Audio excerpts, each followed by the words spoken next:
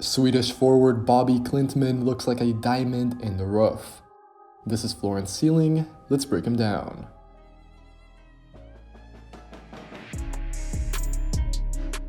Despite playing stateside at Wake Forest, Bobi Klintman from Malmö, Sweden is this year's International Man of Mystery. He had a bit-sized role in college, really having to grow into the season on both ends as a freshman. But Klintman can also look like the positionless NBA of the future and the now, with his flashes of being able to fluidly push and finish in the open court, for instance. Now, a lot of this did come versus lower levels of competition with Sweden's under-20 youth team last summer. But thinking that Bobi is a hidden gem in plain view is understandable. And with the mixed skill set that he's shown glimpses of, but is yet to consistently demonstrate, the 20-year-old Klintman rightfully has plenty of buzz heading into the draft next month. Klintman's stats at Wake Forest were very modest. He averaged 5 points and 3 rebounds in 20 minutes per game.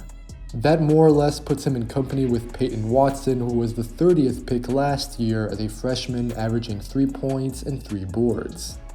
In college, Klintman was very much a complementary player, adding value away from the ball as a cutter and as a spot-up shooter when he was playing. This season, he played 20 or less minutes 15 times and always with a tiny usage rating. Klintman only scored in double digits in 6 of his 33 games, and 2/3 of those performances came in February and March.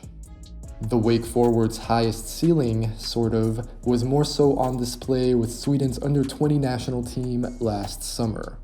There, Klintman averaged 16 points, 5 assists, and about 3 steals and 1 block per game.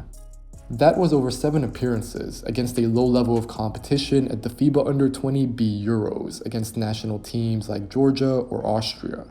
Still, you cannot help but be intrigued by the flashes.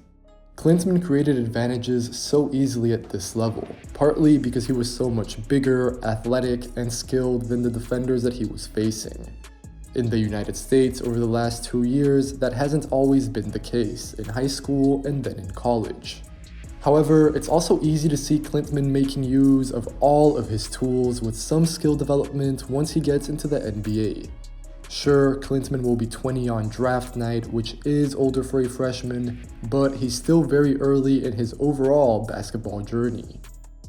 Bobi can potentially develop into a 6'10" ball handler, which to start with, this could definitely show up in transition. He'll see plenty of that in the NBA right now. The size of the court and the spaces available to him will both increase, which will be helpful once he polishes his ball handling. When he has a runway in front of him, Klintman has shown that he can either score or get fouled. However, I also like how willing of a passer he is. Bobi is flashy, able to toss in some no-looks, but he's also accurate with how he zips passes into tight spaces. Klintman's assist numbers were very low at Wake Forest, but I really think that's misleading. He understands how to make the right play, and he shows some real promise. Last summer with Sweden over 7 games, he averaged 5 assists a night. Klintman was showing flashes of passing out of a live dribble or using his size to see over the top of defenses. Even in situations that I'm not entirely sure pop up in the NBA, I'm generally encouraged by his ability to make the right read in that particular setting. He keeps the ball moving relatively quickly, even if his processing still needs to speed up to catch up to the speed of the NBA, and he finds his open teammates. This creation for himself, but more importantly for others, was apparent in the half court. Klintman first came to the US for his senior year of high school. He played behind Grady Dick from Kansas and Mark Mitchell from Duke, the stars of the team, as a versatile big off the bench. But he also displayed some ability to make the right pass in a variety of ways. Even if Bobi is not consistent in terms of creating looks all of the time, I am impressed by the variety of passes that he executes when he does playmake. That's to say, even though Klintman is very green and needs plenty of polish, he is still productive. Even at Wake Forest, we saw some of this if we squinted. You had to do that very hard. He had 26 assists in 33 games and 6 more turnovers than that. But everything in college is worth analyzing with a grain of salt, considering the small sample size. At the same time, the same energy must be kept for all the more impressive and expansive flashes with Sweden. For sure, they're cool, but they're only part of a 7-game sample in an environment that's not at all like the NBA. It's a similar story as a scorer. We've seen interesting signs from Klintman with Sweden and then dating back to his high school days with Sunrise Christian, but you can only read into this tape so much. It's intriguing and worth looking at, but also worth keeping the differences in mind. Last summer, Klintman had the athletic edge on his competition, so whenever he got moving downhill, he was dangerous. This is how he was getting to the free throw line and the rim a lot, but he wasn't that efficient with his overall scoring at the FIBA Under-20 event. That's forgivable, but what concerns me the most is that the pace of these reps is just not at all like what Klintman saw at Wake Forest this season, or what he'll see in the pros going forward. That said, I do think there's been promising signs of him at previous levels, leveraging his length to come up with awkward finishes. Overall, as we'll dive into, Klintman will really have to improve around the basket. But there is somewhat of a base here, just given his physical profile, basic ball handling, fluidity, and motor. Like with just about everything that we'll see in this video, Klintman had enough activity at Wake Forest to keep your attention. He's rangy, so the idea of him operating off of long dribbles and strides to get to the rim versus mismatches is kinda easy to talk yourself into. Really though, Bobi is not a good finisher right now. At Wake, almost 4 in 10 of his shots came at the rim. Klintman converted on just a little over 52%, albeit on small volume. He was not good at finishing through contact in FIBA play either. He's gotten stronger since then, but while I thought Klintman did well getting to the line a lot one way or another, he could have definitely converted on more and ones. As I said, he lacked efficiency, but given the workload, I think that can be excused. Generally, Klintman isn't an explosive athlete. He's more smooth than twitchy, and he's not slow, but he won't blow you away with his speed. The 20-year-old is largely a straight-line driver who lacks shiftiness right now and struggles to finish in traffic. Klintman lacks comfort in tight spaces because he can still afford to be more physical, and his handle still needs more development. He's also going to have to keep working on his left hand as well. Overall, Bobi plays and sees the game the right way, but he remains raw and he really needs more high-level reps. Otherwise, at this point, I think Klintman can somewhat offset his improvable finishing with how active he is off the ball. Bobi times himself really well. He understands, for example, when to dive to the cup if a defender turns his attention away. But it's also his motor that I like. Klintman is tenacious. He plays hard all the time, which is going to endear himself to a lot of teams. We've seen this at every level he's featured in until now, be it high school, college, or international competition. Bobi is difficult to stop with a head of steam, and he's easily scalable away from the ball next to any type of initiator. This isn't limited to just cutting either. It also pops up with the Swedish forward's rebounding. He posted strong, advanced rebounding numbers at Wake despite not really standing out in any other category. Klintman's rebounding shows up on both ends, which is nice, but focusing on the offensive value, Bobi is genuinely one of those guys who tracks and pursues the ball no matter what. Klintman's rebounding has likewise shown up at every level he's played at, for instance, about 10 rebounds per game with Sweden last summer. Once he's in the NBA, I expect him to be productive as well. Being big and just understanding how to leverage your size is an underappreciated skill that should not be taken for granted. When it comes to jump shooting, Klintman is predictably green, but I do think there are legitimate reasons to buy into him in this area.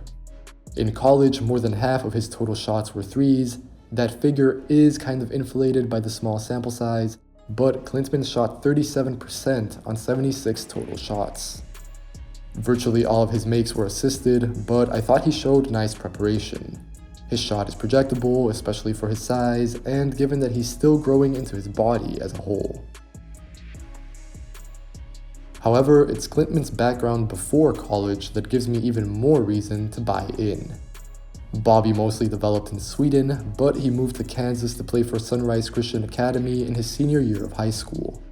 There, he played off the bench as an off-the-ball big or forward for a squad centered around Grady Dick and Mark Mitchell. According to Synergy, while in high school, Klintman made 39% of his threes.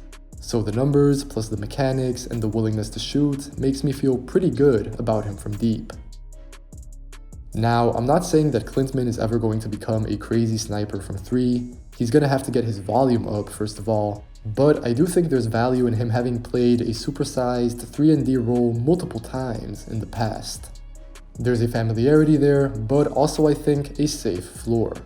Klintman's NBA future doesn't necessarily rely on him being able to pass, dribble, and shoot, even if that is the upside play that an NBA team might be making.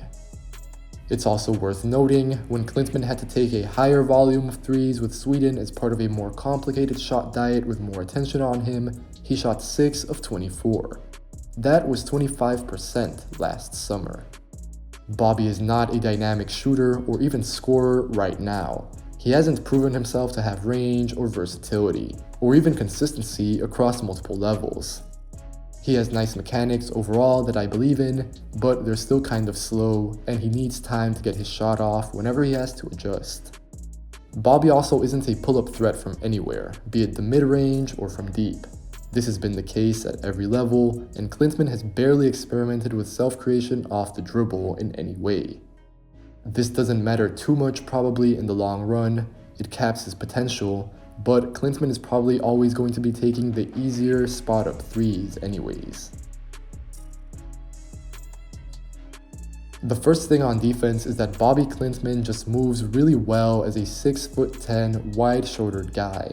He flies around the floor really smoothly. Klintman is huge and he moves under control. He's not unorthodox in his movements, which brings you relief in some ways. To give you an idea, this season Wake had him on bigs and wings, guys like Kyle Filipowski. They would also have him with his size, length and motor, pressing and buzzing around the top of the team's zone. Either way, Bobi has shown glimpses of being able to defend in space, make long closeouts, and keep attackers in front of him. Here, this is from high school, but watch Bobi defend Alabama guard Jaden Bradley. And even in college, Bobi showed some signs being sturdy switching onto smalls. The sheer ground that Klintman takes up gives him more margin than other defenders, but I still want to watch him defend in more space. The college court is pretty compact, and Wake Forest ran defenses that Bobi probably won't play a lot in the NBA. For the positive flashes, we also have tape of him struggling to stay in front of former 5-star guard JJ Starling in high school. This is more apparent on offense right now, but as I said, Klintman isn't a quick twitch athlete. He's fluid, but also kind of upright, and he also has a certain loading time on defense that shows up versus guards with more foot speed. I think the Swede will be switchy eventually, but I don't know that's going to be the case off rip. Klintman is also going to have to keep getting stronger. He's already done so, but we have tape of him struggling versus thicker attackers in the past. At Wake Forest, in 33 games, Klintman only had 15 steals and 20 blocks. That's certainly improvable even with the low minutes, but if you're drafting Bobi, you're probably looking to bat a home run anyways. You're buying into the offensive tools, so why not do the same on the other end? I'm willing to make a bet on Bobi Klintman, a 6'10" mobile big wing freshman with real two-way foundations. Defensive habits might be easier to pick up in the NBA than in college as well. Bobi is still very raw, and he's lacking high-level experience. But I think it's in your organization's best interest to get him into the NBA and start developing him as quickly as possible. His ceiling could be really high, but I think his floor is safer than he's given credit for.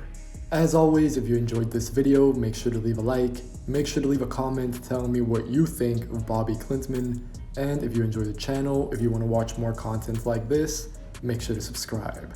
Take care, and I'll catch you guys next time.